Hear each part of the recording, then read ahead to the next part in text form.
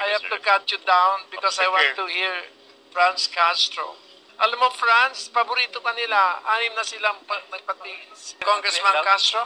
Yeah, Mr. Chair. Basta lahat ng nag-ano sa akin na nag-disturb sa akin, pipirma kayo sa impeachment complaint. Dito ang bait naman nila mag-imbestiga. Impeachment complaint kay VP Sara nilalako na sa Kongreso. Present ang lahat. Impeachment complaint. Hindi ka dapat magsinungaling. Apo, tama po. Okay. Mr. Mabait Chair, ako ngayon eh.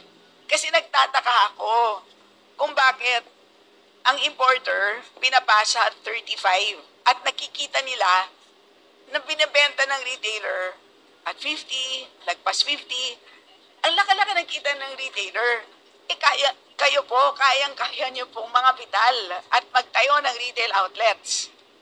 Si ma'am nga, 3 piso lang yung spread niya from the landed cost of imported rice doon po sa bigas na binibenta niya sa retail outlet, di ba?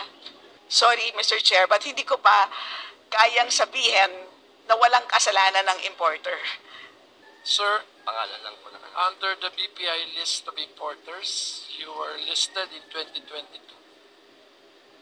What to do with you, but I am a very forgiving person. We want to get to the truth, but more primordial is really to bring prices down and to preempt any further dysfunction in the food markets of this country. So, pasensya ka na muna. Mr. Chair. I have to cut you down because I Mr. want Chair. to hear Franz Castro. Mr. Chair, before... Alam mo, Franz, paborito ka nila. 6 na silang nagpatigil. Mr. Chair, Yes. before the Honorable Yes. Franz Castro will have her time, may I just remind this committee, Mr. Chair, during the organizational meeting,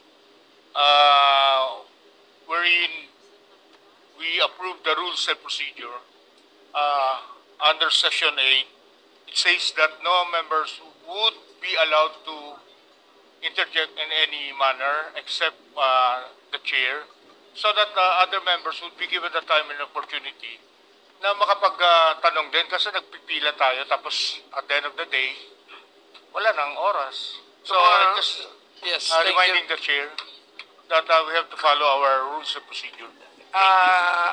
Or you cannot interject. Ang usapan, pag Franz, interjection, please take the mic and grab it and go to the front. with the permission of Congresswoman. Mr. Chair, kaibigan ko kasi si Congresswoman complaint ko. Francisco, Sige. importante lang kasi ito, interjection, Mr. Chair. pagkonektado, pinag-uusapan, di ba? Yes, Inaalaw natin, Point of order, Mr. Chair. Yes, Congressman Ako. I think we are allowed under the rules to interject, provided it is approved by the chairman. Yeah. Okay. So it is your approval that we need, Mr. Chair. When I Chair, allow can you be to allowed? speak, it's an approval. So take that as an Mr. Chair? implicit approval. So, Mr. Chair, Congressman can be allowed? Castro? Yeah, Mr. Chair. Basta lahat ng nag-ano sa akin na nag-disturb sa akin, pipirma kayo sa impeachment complaint. Thank you, Mr. Chair. Basta lahat ng nag-interject pipirma kayo. Mamaya, dadaling ko na yung endorsement. Mr. Chair, Para masaya. kasi with the Ay. permission of Congresswoman, Sige, Mr. Chair, pipirma kasi konektado lang yan kasi mamaya. sa pinag-usapan nito sa presyo. Hindi ko alam sino nagsisinungaling eh.